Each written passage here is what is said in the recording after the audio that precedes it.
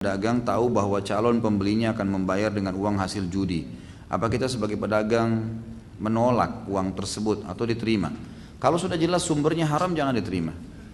Anda punya hak untuk mengucapkan itu. Jangan ketakutan. Jadi jangan khawatir nanti, oh kalau gitu saya tidak dapat duit. Enggak. Kalau kita tidak tahu orang ini dari mana sumbernya, tapi kita tahu dia pejudi misalnya. Cuman mungkin dia punya sumber lain, mungkin dia punya gaji, kan gitu. Mungkin apa. Nah, kalau misalnya kita tahu sumbernya apa, kita tahu dia mungkin punya gaji, punya segala, hanya saja mungkin dia pakai judi, gitu kan? Mungkin dari gajinya, ini masih tidak jelas, maka tidak perlu kita tanya, diambil nggak masalah.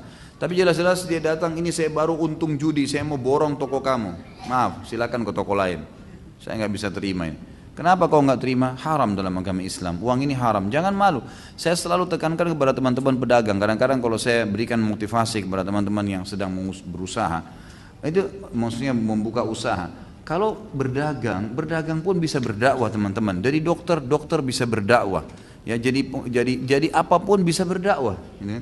Masa kita kalah dengan orang non-muslim? Saya tahu di Irian banyak dokter-dokter non-muslim datang ke sana sambil ngobatin masyarakat, sambil didakwain agama Nasrani itu. Kenapa dokter kita sambil ngobatin nggak pernah sama sekali sebut nama Bismillah kah, mengatakan berdoalah kepada Allah, wahai Bapak Ibu sekalian, ini cuma sekedar penyebab saja, tapi yang menyembuhkan Allah, tidak pernah menggunakan dakwah. Dagang pun begitu, kan?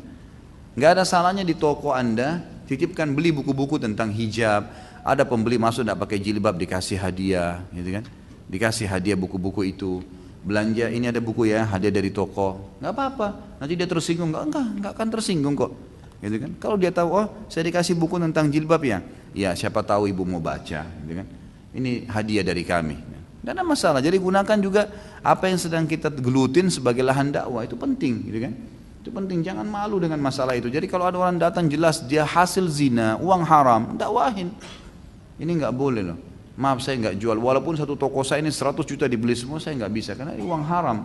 Anda bilang tadi menang judi kan, saya nggak mungkin terima. Ya, sudah nanti bisa siapa tahu dia bertanya, gitu kan? Emang nggak boleh? Emang haram ya? Iya, memang haram.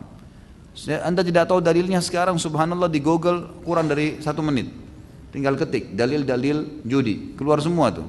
Tinggal ketik baca, ini loh dalilnya. Mungkin kalau kita tidak hafal, ini loh begini, atau bisa baca di sini. Mungkin bisa jadi lahan dakwah. Nah.